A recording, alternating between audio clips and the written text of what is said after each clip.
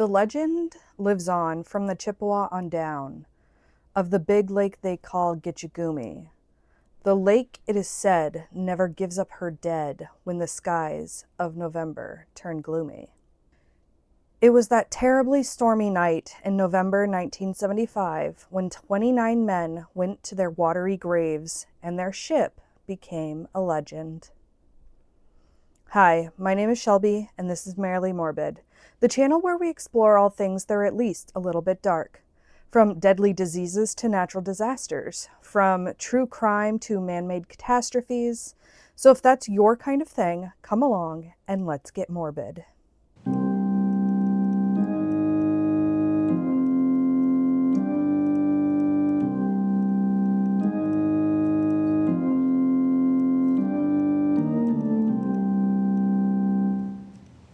Today, November 10th, 2025, is the 50th anniversary of the sinking of the Edmund Fitzgerald. And it is without a doubt the most famous shipwreck on the Great Lakes. That's a pretty big feat when you know that there are roughly 6,000 shipwrecks in the Great Lakes. But, as we always need to remember, those shipwrecks account for 30,000 mariners lost. Those lakes are just like the oceans, in that they are graveyards to so many whose names have been lost to time. We can say that we know the names of each of the 29 men that died that stormy November night, and we will have a moment for them towards the end of this video. Where to begin but the beginning? The Northwestern Mutual Life Insurance Company commissioned a ship that would be the largest ever to sail the Great Lakes. The construction began in mid-1957 and was finished in early 1958. There were a few name options put forth by the newly elected chairman of Northwestern Mutual, but the board decided that the chairman's name would do nicely. In spite of not wanting this new ship to be named for him, the board decided unanimously that the ship would be the SS Edmund Fitzgerald. He was a well-liked man with deep family ties to the Great Lakes shipping industry, so it made sense.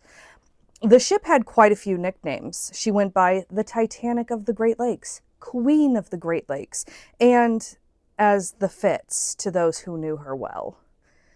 June 8th, 1958 was a great day, and it was the day that the SS Edmund Fitzgerald was christened, making her the largest freighter on the Great Lakes in her day. Thousands of people showed up to the occasion, and there were no bad omens that day.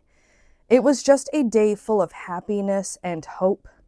It was several more months in September before she took her first voyage, but again, everything went well. Captain Lambert guided her safely through the Sioux Locks outside of Sault Ste. Marie, Michigan, and got her back home again safely. For the next 11 years, everything went swimmingly. In 1969, under Captain Pulser, the Edmund Fitzgerald's luck seemed to sour. She was still the largest ship on the lake, but perhaps that was part of the problem. If you look at the Sioux Locks, you can see that they are pretty narrow channels that these massive ships have to go through. You can see that there is no wiggle room here, no room for error. From 1969 to 1975, there were half a dozen incidents resulting in damage to the Fitzgerald, including loss of an anchor once and a collision with a Canadian ship called the SS Hochelaga. Some of these incidents caused minor damage and a few significant damage, but the Fitzgerald also had another nickname, the Mighty Fitz. She took the hits and kept on trucking, but you already know that her luck eventually ran out. In 1972, the Fitzgerald got a new captain, her last captain, Captain Ernest McSorley. He had grown up around the water, and at 18, he got his first job as a deckhand. Over the decades, he worked his way up through the jobs and the ranks and eventually became a captain. And he was a well-seasoned captain by the time he took over the command of the Edmund Fitzgerald. She wasn't his second or third or even fourth ship that he had ever captained. She was his 10th. And in November 1975, he was actually set to retire the following year. It's so tragic knowing that he never got that reprieve. But then again, maybe he would have been proud of that. As somebody from coastal New England, I know that the water just has the soul of some people, and they couldn't imagine being apart from the water. But here I am just rambling. Anyway, it's that annoying time of the video where I beg you. It takes just a moment, and it costs you nothing, helps me grow my channel. Just hit the like button down below. And if you really like this video, then do me a favor and send it to another morbid soul. All right, let's get back to the fun stuff. Anyway, the fateful voyage began on November 9th, 1975. That morning, the Edmund Fitzgerald was found floating at Dock 1, the Burlington Northern Railroad in Superior, Wisconsin. And there had the hold of the Fitzgerald filled with ore in the shape of pellets called taconite. The lower quality ore would be transported to Zug Island in Detroit, Michigan, where it would be melted down to make steel. When the Fitzgerald finally left port, it was 2:20 p.m., and it was carrying over 26,000 tons of the stuff. Just 9 minutes after the Fitzgerald left port, the National Weather Service put out a gale force wind advisory for the lakes.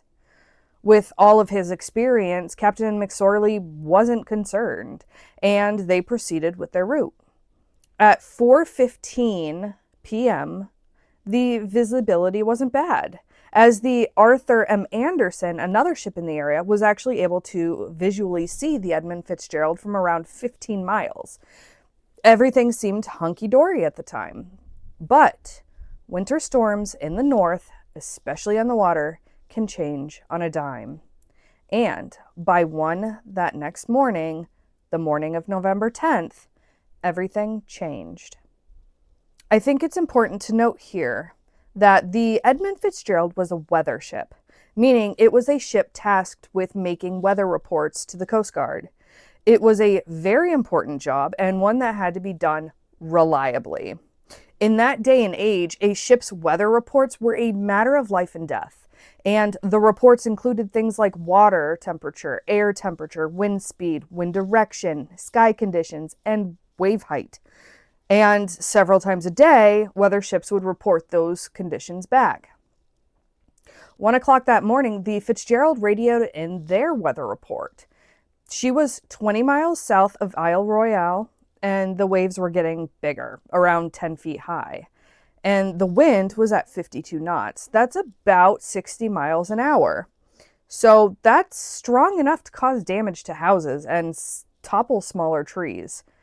It was apparent that the weather was something to be aware of, to take notice of. At 7 that morning, the weather seemed to be letting up a bit. The winds had reduced to 35 knots, but to be real, that's still a hefty wind. To put it in perspective, that speed of wind makes it difficult to walk in. Now, normally the Edmund Fitzgerald would have put out another weather report at 1 in the afternoon. But we can assume that whatever was going on later on the ship had started before that time, because when 1 p.m. hit, there was no weather report received from the Fitzgerald. It's possible it was because they had other fish to fry, but we will never know for sure. At around 3:15, Captain Jesse Cooper of the SS Arthur M. Anderson noticed that they observed the Fitzgerald nearing Caribou Island and getting a bit too close for comfort to the shoals. A shoal is an area underwater that is raised up higher than the surrounding area, so think sandbar. But not all shoals are made from sand, and this particular shoal, called 6 Fathom Shoal, was an area of raised bedrock. You really don't want to mess with that one. Now, don't forget about this shoal because we will come back to it later. At 3:30 p.m., Captain McSorley of the Fitzgerald radioed the Anderson, and Captain Cooper replied, "Anderson, this is the Fitzgerald. I have sustained some topside damage. I have a fence rail laid down, 2 vents lost or damaged, and I am in a list. I'm checking down. Will you stay by me until I get to Whitefish? Charlie on that, Fitzgerald. Do you have your pumps going? Yes, both of them. You can hear that the Fitzgerald has sustained some damage from the storm. But what's notable is that the Fitzgerald reported the loss or damage of 2 vents and is reporting a list. That was serious. The vents were allowing water down into the parts of the ship that it really should not have been. And a list, for those unfamiliar with boats or ships, is when the boat is leaning to one side. This is bad because the ship can capsize, or it can be a strain on the ship itself, causing structural damage. Not to mention that it can allow even more water into the ship and straight up sink it. But it isn't totally unrecoverable. Ships have pumps that help pump out the water, hopefully righting the ship. But the pumps can only work so fast. At that point, McSorley told the Anderson that they did have their 2 pumps going, meaning that they were working on fixing the list. But McSorley also asked for Anderson to stay by the Fitzgerald until they got closer to their destination. That was a safety precaution, just in case the ship was lost and they'd have to abandon it. It was a sign that McSorley knew that things were getting a little dicey. McSorley radioed the Anderson again. Just 40 minutes later, McSorley radioed the Anderson again. Anderson, this is the Fitzgerald. I have lost both radars. Can you provide me with radar plots until we reach Whitefish Bay? Charlie, on that, Fitzgerald. We'll keep you advised of position. It was getting worse by the hour. We don't know if they still had a list, but what they for sure didn't have was either of their radars, and that really sucked. Radar is used not only for navigation, but also for tracking pockets of storms and avoiding collisions. So essentially, the Fitzgerald was blind and was asking the Anderson to help guide them to safety. Soon, another source of safety for the Fitzgerald was confirmed down. Between 4:30 and 5, the Fitzgerald wasn't able to locate the radio beacon, nor see the lighthouse. The Fitzgerald put out a call for anyone in the area to give him insight into why he couldn't locate the beacon or visually see the lighthouse. McSorley got a reply from a Swedish ship in the area called the Avefors, and they confirmed that it wasn't just the Fitzgerald. The beacon and the lighthouse weren't operating. An hour later, the Avefors reached back out to the Fitzgerald. Fitzgerald, this is the Avefors. I have the Whitefish light now, but still am receiving no beacon. Over. I'm very glad to hear it. The wind is really howling down here. What are the conditions where you are? There was shouting in the background on the Fitzgerald. Don't let nobody on deck. What's that, Fitzgerald? Unclear. Over. I have a bad lisp. Lost both radars, and I'm taking heavy seas over the deck. One of the worst seas I've ever been in. It's just so heart-wrenching when you realize this captain with over 40 years of experience is recognizing how bad a situation that he and his crew are in. It's time for the trivia question of the day. Last week's question was, the public's interest in the Lindley House haunting was probably spurred on by this famous horror movie, which came out the year before in 1973. And the answer was none other than The Exorcist. And surprisingly, nobody got that one right. Maybe we'll have better luck with this one. The Edmund Fitzgerald was known as the Titanic of the Great Lakes. And like the Titanic, the Edmund Fitzgerald had a sister ship, Arthur B. Homer. But what were the 2 names of Titanic's sister ships? Around 7 p.m., the Anderson herself began experiencing damage from the incredible storm and was experiencing 35-foot waves. This is important to know because the Fitzgerald's hatches, even when perfectly sealed, are only rated for 4 feet of water. The distance between the ship's deck and the water is called the freeboard. And the Fitzgerald freeboard was 11.5 feet. So 15-foot waves were enough to endanger her, even if she was in perfect health. You can only imagine how terrifying it must have been aboard the crippled ship with 35-foot waves. The situation was dire. At 7:10 p.m., a final radio transmission was made from the Anderson to the Fitzgerald. They discussed their path through the storm, and then they ended the call with this.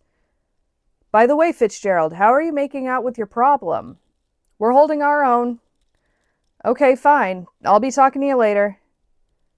Did he know that they weren't going to make it? Was it him just putting on a brave face, or did he just hope?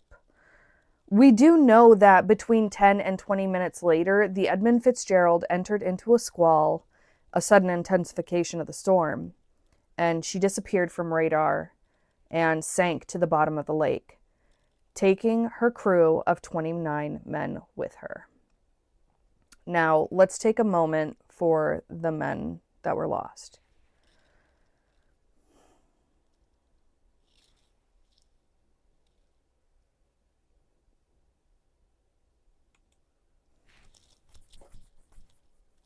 Immediately seeing that the Edmund Fitzgerald disappeared from the radar, the Anderson called in the emergency to the U.S. Coast Guard. It wasn't until around 9 p.m. that the Coast Guard actually realized that there were no ships available, and they called the Anderson back and asked them to go out into the raging storm to look for them. I don't blame Captain Cooper for initially turning the Coast Guard down.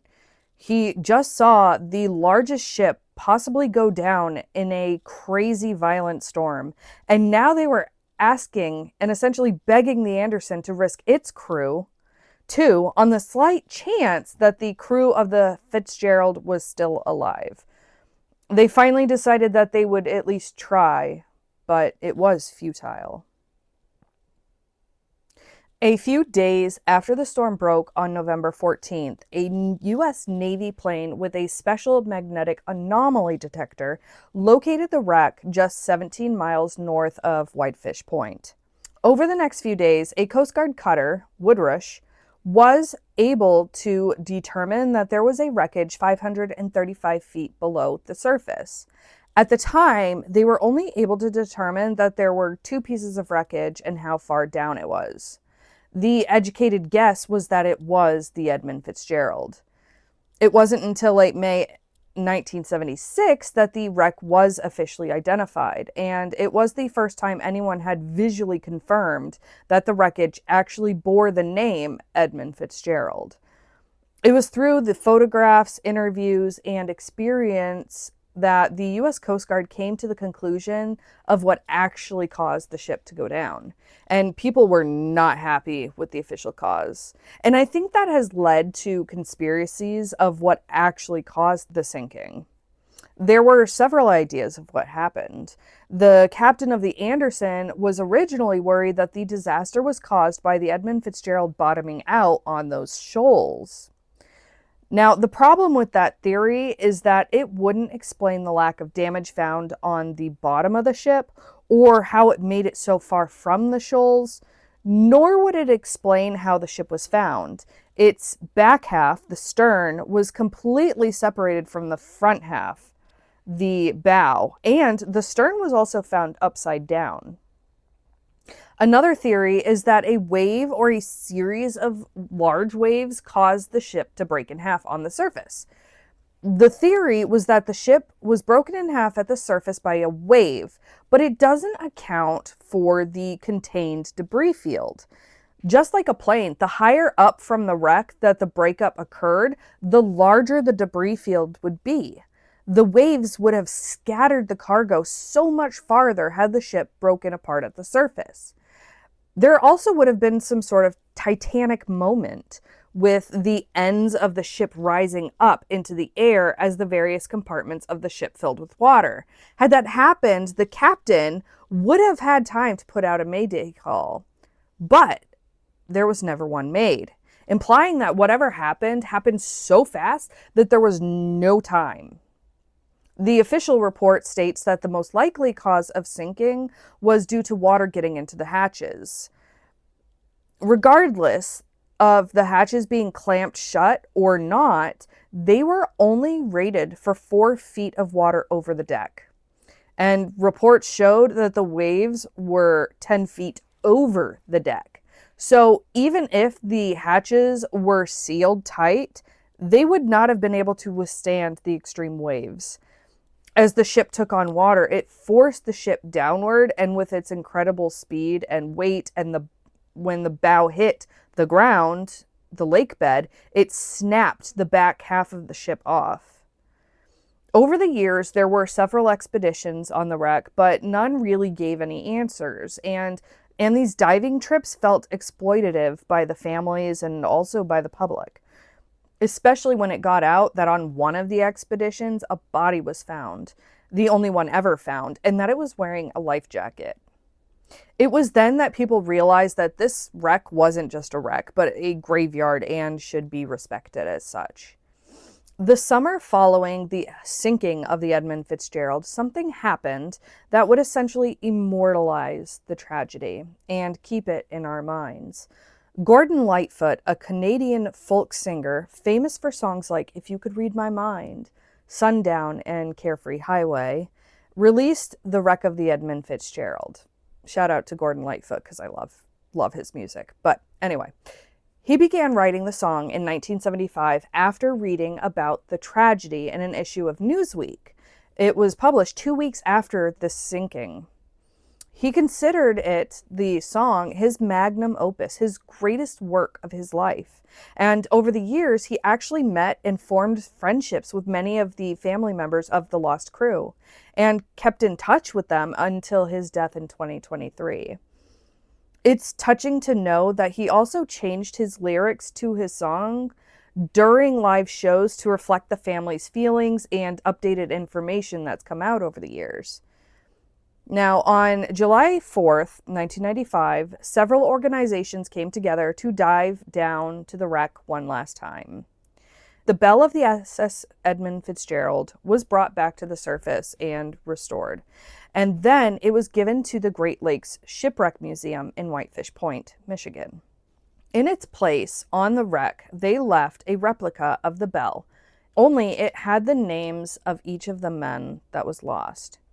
Each year on November 10th, there is a ceremony that is held in memory, and they ring the bell once for each of the crew that was lost.